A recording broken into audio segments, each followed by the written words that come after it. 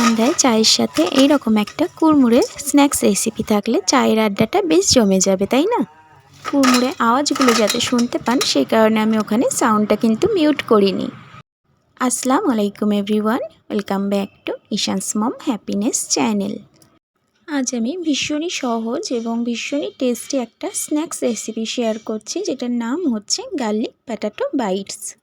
এই স্ন্যাক্স রেসিপিটার জন্য আমি এখানে 3টে বড় সাইজের আলু নিয়ে নিয়েছি। আপনারা আপনাদের প্রয়োজন মতো আলুটাকে কম বেশি করে নেবেন। এটাকে আমি একটু লবণ পানি দিয়ে সিদ্ধ করে নেব। পরিমাণ মতো পানি দিয়ে দিয়েছি আর অল্প একটু লবণ দিলাম। এবার ঢাকা দিয়ে সিদ্ধ করব, তাতে করে তাড়াতাড়ি সিদ্ধ হয়ে যাবে। যতক্ষণে আলুটা সিদ্ধ হচ্ছে কয়েকটা রসুন এখানে আমি খোসা ছাড়িয়ে নিয়েছি আর কয়েকটা শুকনো লঙ্কা নিয়েছি। এদিকে আলুটা খুব ভালোভাবে সিদ্ধ হয়ে গেছে। একটা কাঁটা চামচ দিয়ে একটু দেখে নেব আলুটা ভালোভাবে সিদ্ধ হয়েছে নাকি। এই স্ন্যাক্স রেসিপিটা দারুণ টেস্ট হয়, আপনারা অবশ্যই একদিন ট্রাই করতে পারেন।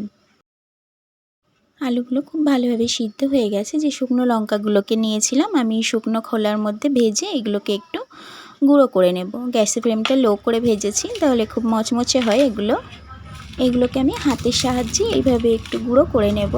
আপনারা চাইলে এই ভাজা লঙ্কার বদলে এখানে চিলি ফ্লেক্সটা ইউজ করতে পারেন, বাজারে যে কেনা চিলি ফ্লেক্সটা পাওয়া যায়।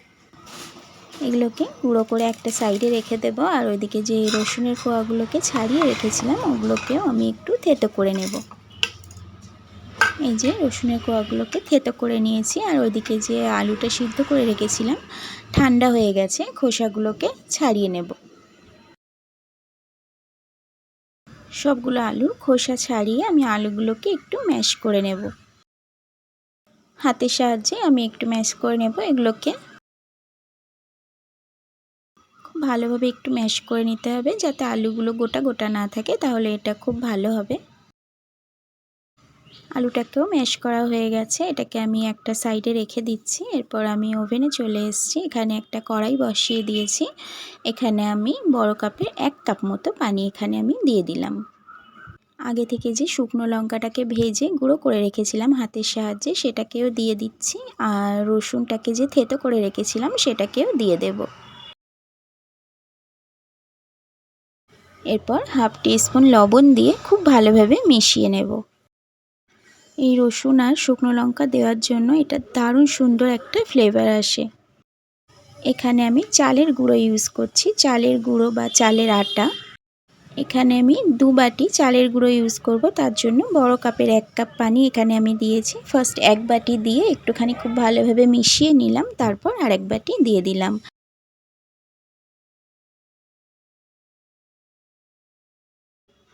রুটি করার জন্য আমরা মাঝে মাঝে গরম পানিতে যেইভাবে ময়দা মেখে নিই ঠিক সেইভাবে এটাকে এইভাবে নাড়াচাড়া করে নিয়ে গ্যাসের ফ্লেমটাকে অফ করে দিতে হবে। গ্যাসের ফ্লেম অফ করে দিয়েছি। এটা যাতে খুব তাড়াতাড়ি ঠান্ডা হয়ে যায়, একটু হাত দিয়ে আমি মেখে নিতে পারি সেই কারণে অন্য একটা পাত্রে শিফট করে নিয়েছি। একটু মাখার মতো ঠান্ডা হয়ে গেলে আগে থেকে যে আলুটাকে আমি ম্যাশ করে রেখেছিলাম সেটাকে এর মধ্যে দিয়ে সবগুলোকে খুব ভালোভাবে মেখে নেব। আমরা যেইভাবে রুটি করার জন্য আটা বা ময়দা মাখি ঠিক সেইভাবেই মেখে নিতে হবে। খুব সুন্দরভাবে এটাকে মেখে নিয়েছি আমি। উপর থেকে একটু চালের গুঁড়ো ছড়িয়ে দিলাম, এতে করে হাতে আর লেগে লেগে যাবে না। এরপর এটাকে আমি কয়েকটা ভাগে ভাগ করে নেব, এতে করে আমার স্ন্যাক্সগুলো বানাতে সুবিধা হবে। এই যে কয়েকটা ছোট ছোট করে এইভাবে লেচি মতো কেটে নিলাম আমি। যেহেতু এটা আমি চালের গুঁড়ো বা চালের আটা দিয়ে বানাচ্ছি সেই কারণে এটা কিন্তু ভীষণই ক্রিস্পি হবে।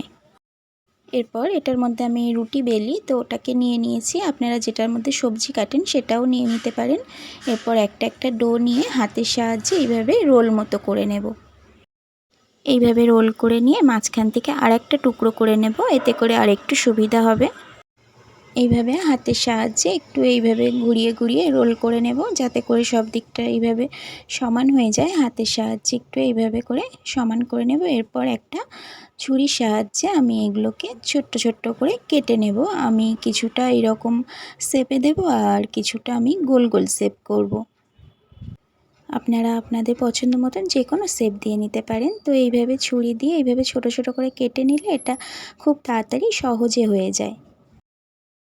কিছুটা ডো আমি এইভাবে করে কেটে নেব আর কিছুটা আমি গোল গোল লাড্ডুর মতো করে নেব।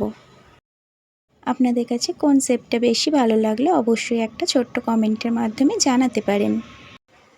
এগুলোকে আমি এইভাবে করে বানিয়ে নিয়েছি। এরপর আমি কড়াইয়ের মধ্যে রিফাইন্ড অয়েল দিয়ে দিয়েছি আর গ্যাসের ফ্লেমটাকে একদম লোতে রেখেছি।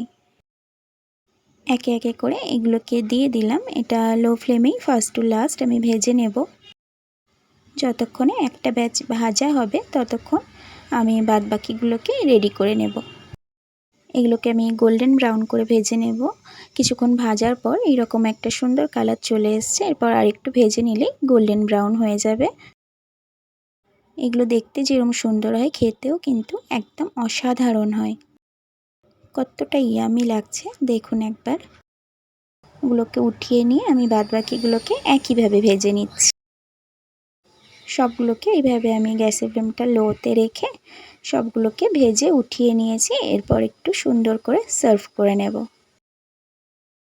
যেহেতু আজ আমি এগুলোকে দুটো শেপ দিয়েছি, তো দুটো বাটির মধ্যে সার্ভ করলে খুব ভালো লাগবে দেখতে, সেই কারণে আমি দুটো বাটির মধ্যে সার্ভ করে নিচ্ছি আর সাথে একটু চাও নিয়ে নিচ্ছি। এরকম ধরনের আরও স্ন্যাক্স রেসিপি আমার চ্যানেলে দেওয়া আছে, আপনারা দেখতে চাইলে আমার চ্যানেলটাকে ভিজিট করতে পারেন। আজকের রেসিপি কেমন লাগলো অবশ্যই একটা কমেন্টের মাধ্যমে জানাতে পারেন। এরকম ধরনের আরও রেসিপি দেখতে চাইলে আমার চ্যানেলটাকে সাবস্ক্রাইব করে রেখে পাশে থাকা বেল আইকনটা প্রেস করে রাখতে পারেন। এতে করে ভিডিও আপলোডের সাথে সাথে আপনার কাছে নোটিফিকেশান পৌঁছে যাবে, আপনি আপনার সময় মতো দেখে নিতে পারবেন। Thank you so much for watching my video.